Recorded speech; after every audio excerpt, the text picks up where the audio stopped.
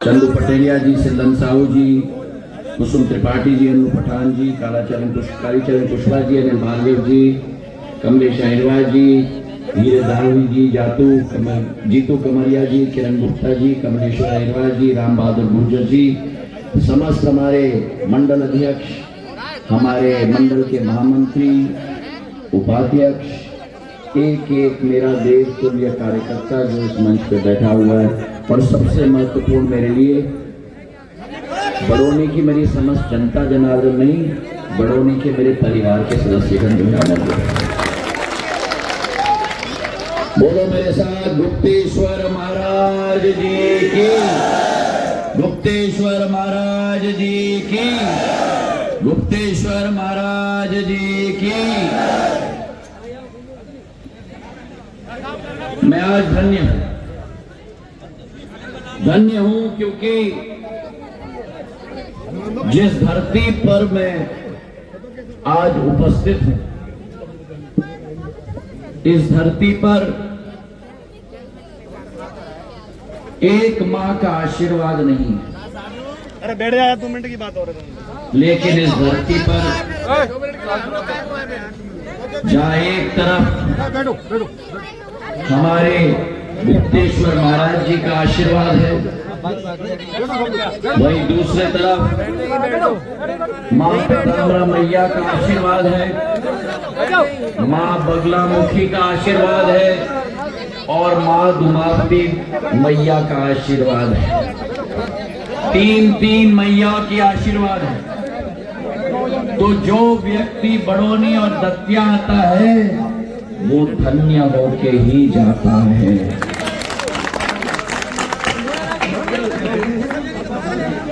और आज जिस धरती पर मैं उपलब्ध हूं, जिस धरती पे मैं उपस्थित हूं, इस धरती के साथ संध्या परिवार के 2 बहुत घनिष्ठ संबंध। एक संबंध के बारे में तो नरोत्तम मिश्रा जी को भी जानकारी है, लेकिन दूसरे संबंध के बारे में शायद उनको भी जानकारी ना हो। पहला संबंध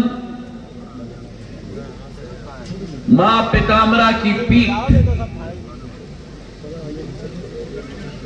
मां पीताम्बरा की पीठ के स्वामी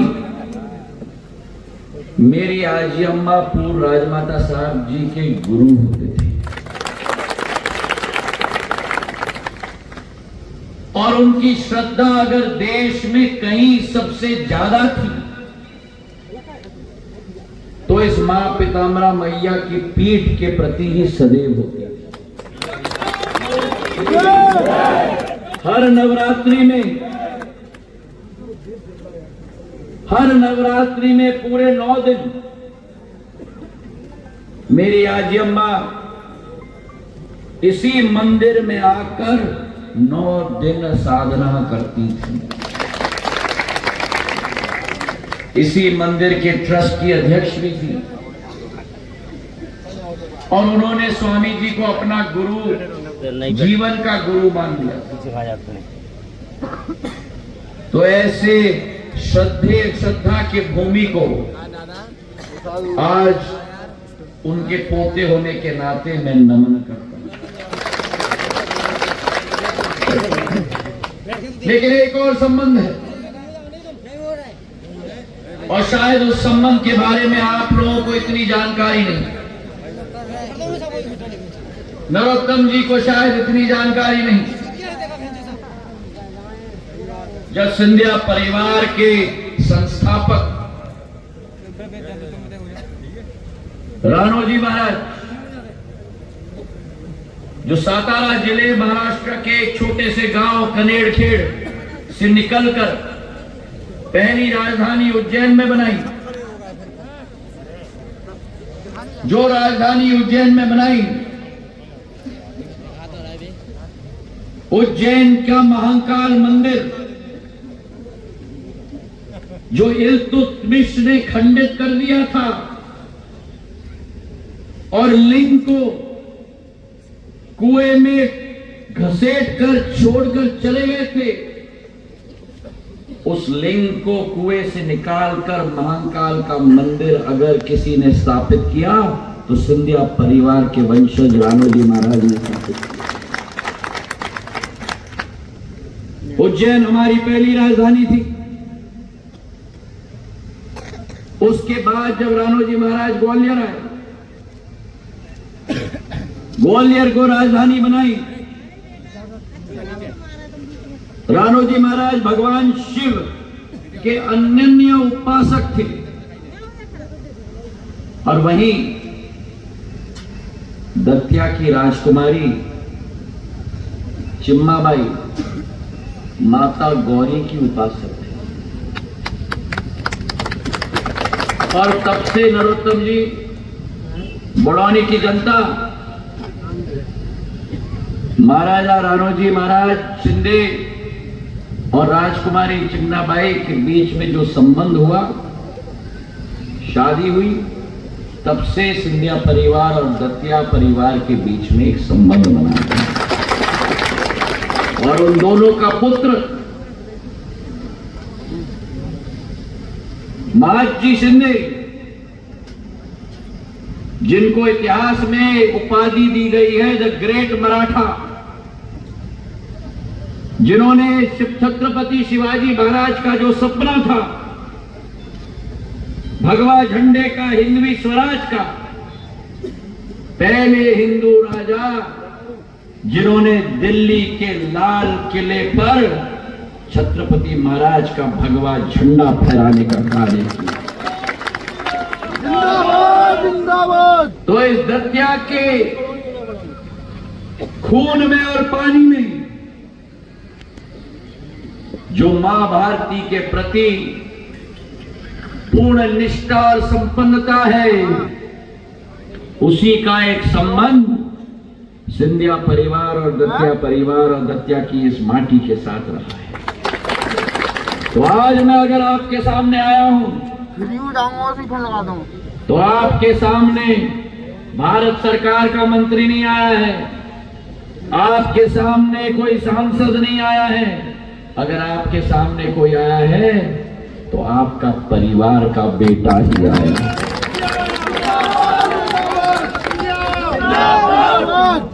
और मैं एक ऐसे व्यक्ति के लिए आया हूं नरोत्तम जी के रूप में, नरोत्तम मिश्रा जिंदाबाद, जिन्होंने अपनी पूरी जिंदगी जनता की सेवा के लिए समर्पित की है। और अगर जो करते भी हैं तो संकल्प लेके करते हैं। सामने चट्टान भी आ जाए उसे लांद कर जनता की हर सोच पर विचारधारा पर खड़े उतरते हैं। मेरे पूज्य पिताजी के साथ इनका रिश्ता था और कई रिश्ते ऐसे होते हैं जो राजनीतिक होते हैं। आज आप और हम दोस्त हैं, कल आप और हम दुश्मन हो जाएंगे। कई ऐसे रिश्ते होते हैं जो राजनीतिक नहीं होते लेकिन दिल की भावना के साथ जुड़ी हुई होती है। और यही एक रिश्ता नरोत्तम जी के, मेरे पूज्य पिताजी के साथ रहा और मैं मानता हूं कि ये मेरा सौभाग्य है कि यही रिश्ता मेरा और नरोत्तम जी का भी है। मैंने बहुत बिरले लोग ऐसे देखे हैं जो अपने क्षेत्र के लिए लड़े, जो अपने क्षेत्र के लिए भिड़े, अपना कुछ हो या न हो लेकिन अपने क्षेत्र के हित के लिए सब कुछ कुर्बान करने के लिए तैयार हैं। और आप लोग सौभाग्यशाली हो कि आपके पास एक ऐसा मंत्री आपको नहीं मिला है, एक ऐसा नेता आपको नहीं मिला है, लेकिन एक ऐसा जनसेवक और आपका परिवार का सदस्य आपको मिला है।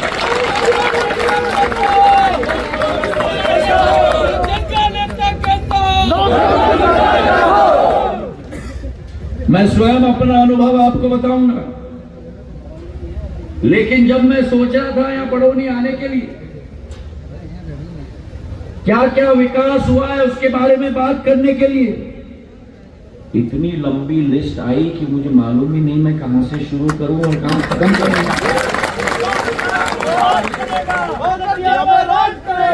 एक एक काम के लिए एक एक मंत्रालय पे जाना, और इनकी आदत थोड़ी मेरी आदत की तरह है।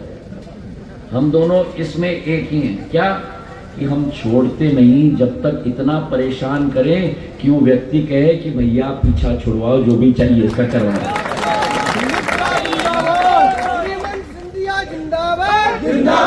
बड़ौनी की पेयजल की समस्या, एक एक व्यक्ति यहां भटक रहा था। मेरी अम्माएं पानी की बाल्टी लेकर टैंकर के सामने खड़ी होती थी,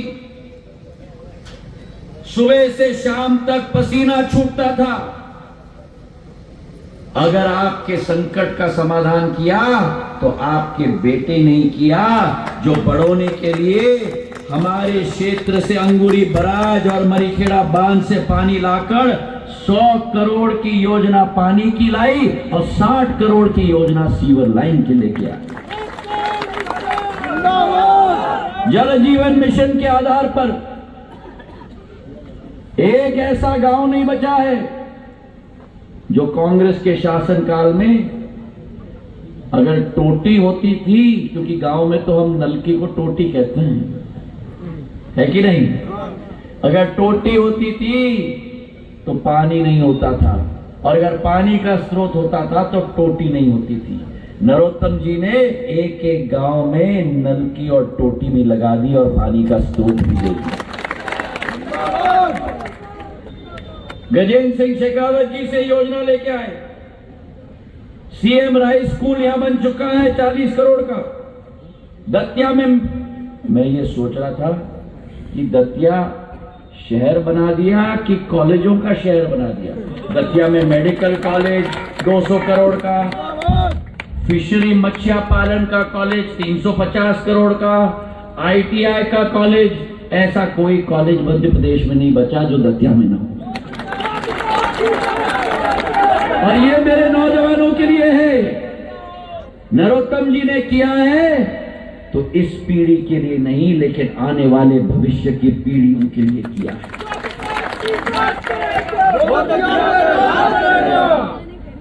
और मैं दतिया को जानता हूं 1984-1990 से। जब जब मैं यहां आता था झांसी जाने के रास्ते में गाड़ी पे चलता था, तो वो 2003 का भयानक कालखंड में आपको याद दिलाना चाहता। गाड़ी में बैठो, ऐसे लचके लगे, ऐसे लचके लगे। मतलब घर घर पहुंचते पहुंचते लोग पूछते थे कि भैया हमारी रीढ़ की हड्डी तो ठीक है। ये हाल होता था। हम लोगों को ढूंढना पड़ता था कि गड्ढा कहां खत्म होता है और सड़क कहां शुरू होती है।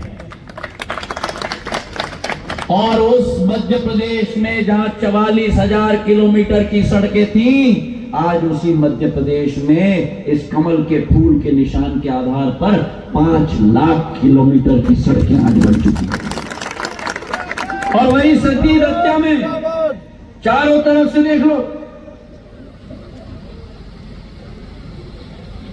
ग्वालियर से शिवपुरी से गुना से देवास से इंदौर तक हाईवे तो 6 लेन का मैंने बनाया 4000 करोड़ का, ताकि मखमल की तरह सड़क बन पाए और एक भी ट्रैफिक जैम ना लगे। जो मैंने हाईवे पे किया वो नरोत्तम जी ने दतिया के चारों तरफ कर लिया। अब मैं दतिया आता हूं तो चारों तरफ से 4 लेन से बाईपास बन चुकी है। आप दतिया किस तरह से भी आ जाओ, चाहे ग्वालियर रोड से सेवड़ा रोड से आओ, चाहे सेवड़ा रोड से भांडे रोड से आओ, भांडे रोड से उन्नाव की रोड से आओ, उन्नाव रोड से झांसी की रोड से आओ, झांसी की रोड से लेकर ग्वालियर रोड से आओ, पांचों तरफ से बाईपास ही बाईपास का जाल बना। मैं आपको बताऊं, जैसे दीवार पे मकड़ी होती है ना, मकड़ी बकरी क्या करती है? जाल बनाती है। वैसे ही नरोत्तम जी ने पूरे दतिया में सड़कों का जाल बना दिया। नरोत्तम मित्रों, नरोत्तम मित्रों कैसा हो? अब आइए, आप कहा था नरोत्तम जी ने मैं कि दतिया में उड़ान भरेंगे। मैं आपको बताऊं, जिस दिन से प्रधानमंत्री नरेंद्र मोदी जी ने मुझे नागर विमानन क्षेत्र का प्रभार दिया, उस दिन से एक हफ्ता नहीं निकला है जब नरोत्तम जी का फोन ना आए। महाराज मेरा एयरपोर्ट, महाराज मेरा एयरपोर्ट, महाराज मेरा एयरपोर्ट। मैंने कहा नरोत्तम जी आप चिंता मत करो, आपका एयरपोर्ट मेरा एयरपोर्ट है, मैं बना के दूंगा। अब उसमें जमीन का प्रॉब्लम हुआ क्योंकि प्रदेश सरकार को जमीन देनी थी। मैंने शिवराज सिंह जी को फोन किया, मैंने नरोत्तम जी को फोन किया, फोन वापस आ गया नरोत्तम जी को मुझे। अरे चिंता मत, ये कहते हैं ना इनका शब्दों का प्रयोग, अरे महाराज चिंता मत डालो, वो मेरी जिम्मेदारी, अगले हफ्ते में कैबिनेट में अप्रूव करवा दूंगा। और वास्तविकता में अगले हफ्ते में कैबिनेट में अप्रूव करा दिया। मैंने सोचा था कि अच्छा अब अगले 3 महीने के लिए मैंने गेंद इनके पाले में डाल दिया। अरे एक हफ्ते में गेंद मेरे पाले में आ गई। अब मैंने कहा बड़ी संकट है, तो मैंने भी कहा चलो अगर नरोत्तम जी नहले हैं तो सिंधिया जी भी दहले हैं। एक हफ्ते के अंदर 100 करोड़ रुपए की योजना दतिया की एयरपोर्ट के लिए मैंने मंजूर करवा दी।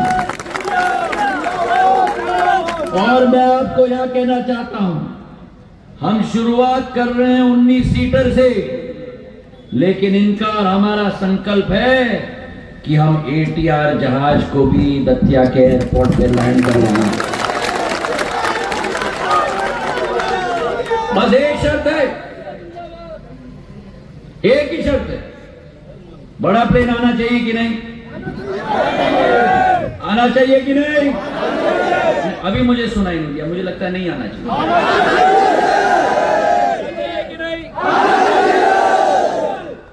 मेरा एक ही शर्त है, और वो शर्त है कि अगर आना चाहिए, मां पीताम्बरा मैया की नगरी में बड़ी प्लेन आनी चाहिए, तो नरोत्तम जी को आपको अपना पूरा आशीर्वाद प्रदान करना चाहिए। आप दोगे? मैं निवेदन कर रहा हूं हाथ जोड़ के, आप दोगे? आप दोगे? आप दोगे? मैं इसलिए बोल रहा हूं कि कांग्रेस की थोड़ी नजरिया है दतिया पे।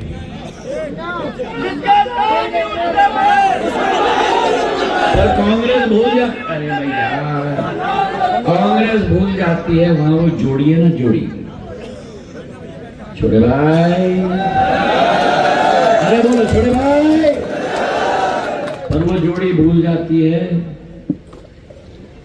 कि यहाँ भी एक जोड़ी है। अब बताओ मुझे, तुमको वो जोड़ी चाहिए कि ये जोड़ी चाहिए? वो जोड़ी चाहिए कि ये जोड़ी चाहिए?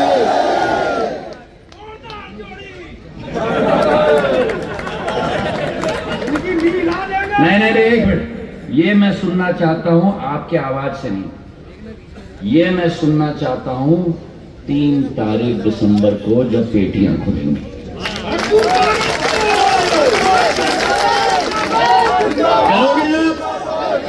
करोगे आप? जो कांग्रेस यहां आती है, झूठ का पुलंदा लेके आती है, और ठीक कहा नरोत्तम जी ने, मां पीताम्बरा की नगरी में असत्य नहीं झेला जाता। कहा था इन्होंने किसानों का कर्जा माफ करेंगे, जैसे इन्होंने कहा, किया एक किसान का कर्जा माफ? और इनके राष्ट्रीय अध्यक्ष ने मंच से कहा था कि अगर 10 दिन के अंदर कर्जा माफ नहीं करेंगे तो हम मुख्यमंत्री बदल देंगे। एक किसान का कर्जा माफ नहीं किया। अगर मैंने सरकार नहीं बदली होती तो शिवराज सिंह चौहान जी का मुख्यमंत्री ब्याज माफ योजना 12 लाख मेरे अन्नदाताओं का ब्याज माफ करने की योजना आज मध्य प्रदेश में लागू नहीं होती। 2,500 करोड़। बोलो ठीक किया कि नहीं सरकार बदल के? ठीक किया कि नहीं सरकार बदल के? अच्छा मुझे बताओ, आप में से कितने लोगों को यहां किसान सम्मान निधि मिलती है? कितने को मिल रही है? अच्छा ये मुझे बताओ कि कितने मिल रही है? कितने मिल रही है? कितने मिल रही है? अगर सरकार नहीं मैं बदलता तो ये 6,000 अतिरिक्त जो शिवराज सिंह चौहान जी प्रधानमंत्री किसान सम्मान निधि के साथ मुख्यमंत्री किसान सम्मान निधि 6,000 अतिरिक्त दे रहे हैं, क्या ये 6,000 आपको मिलता? क्या मिलता? ठीक किया कि नहीं सरकार बदल के? अब मुझे बताओ कितने लोगों को यहाँ 12,000 मिल रहा है? अरे एक दादा आपको नहीं मिल रहा? कितने लोगों को मिल रहा है? हाथ उठाओ। अब हाथ उठा के रखो, उठा के रखो, थोड़ा उठाओगे तभी तो याद रहेगा। 12,000 मिल रहा है, मिलना चाहिए, आगे भी चाहिए, सुरक्षित चाहिए। अगर कांग्रेस की सरकार आई,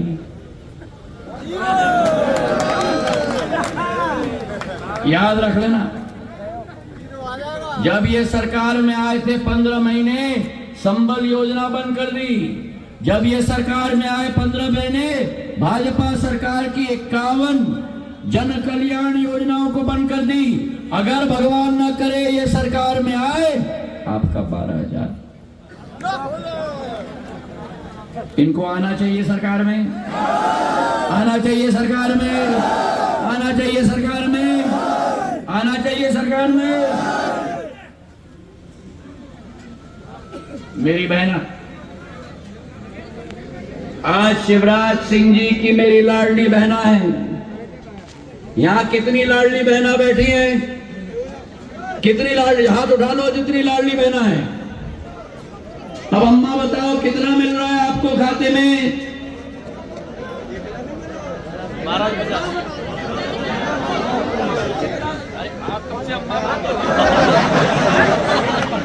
कितना बन रहा है? 12,500। 15,000 मिल रहा है हर साल। 15,000 मिल रहा है हर साल। 15,000 मिल रहा है हर महीने। 1,250 मिल रहा है।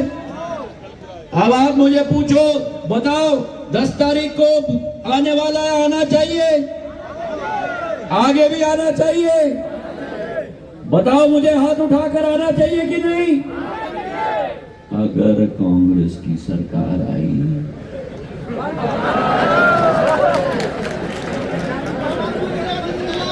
क्यों? क्योंकि जब कांग्रेस की सरकार आई थी तब कन्यादान योजना बंद कर दिया था। जब कांग्रेस की सरकार आई थी मेरे आशा के कार्यकर्ताओं के 1,500 रुपए तनख्वाह काट के रख दिया था। तो कांग्रेस की सरकार आनी चाहिए क्या? अरे मैं अम्मा से पूछ रहा हूं, आप कह रहे हो? मुझे लगता है इनको भी 1250 चाहिए। कांग्रेस की सरकार आनी चाहिए क्या? अब अम्मा एक उठ जाओ, क्या नाम है अम्मा? राम कुमारी। राम कुमारी जी गई थी कमलनाथ भैया जी के पास और राम कुमारी जी ने कहा, कमलनाथ जी महिलाओं के लिए कुछ आप करो। तो कमलनाथ जी बोले, राम कुमारी जी बहना मैं क्या करूं, बहना तिजोरी खाली है। 15 महीने बाद राम कुमारी जी गई शिवराज सिंह जी के पास और राम कुमारी जी ने शिवराज भैया को बोला, शिवराज भैया हम महिलाओं के लिए कुछ करो। तो जहां कमलनाथ जी ने राम कुमारी को कहा बहना तिजोरी खाली है, वहीं शिवराज भैया ने राम कुमारी जी को बोला बहना तिजोरी तुम्हारी है। जहां एक तरफ कांग्रेस कहती है तिजोरी खाली है, वहीं भाजपा कहती है तिजोरी तुम्हारी है। और वो क्यों? क्योंकि कांग्रेस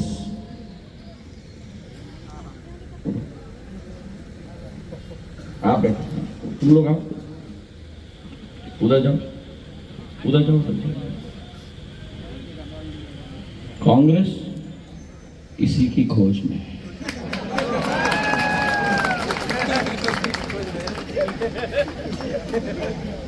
वो जो जोड़ी है ना, जोड़ी जब ये दिख जाता है ना, आंखों में चमक आ जाती है। और जब ये दिख जाता है और आंखों में चमक आ जाती है, तो जाते हैं इसके पास, आजा आजा आजा आजा।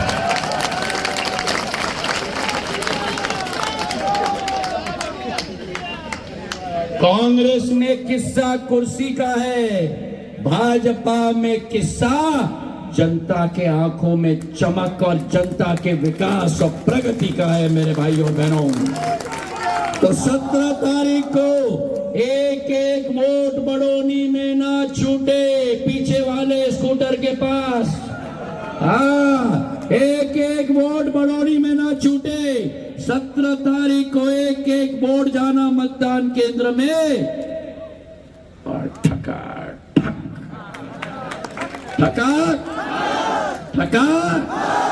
मेरी अम्मा बोलो ठका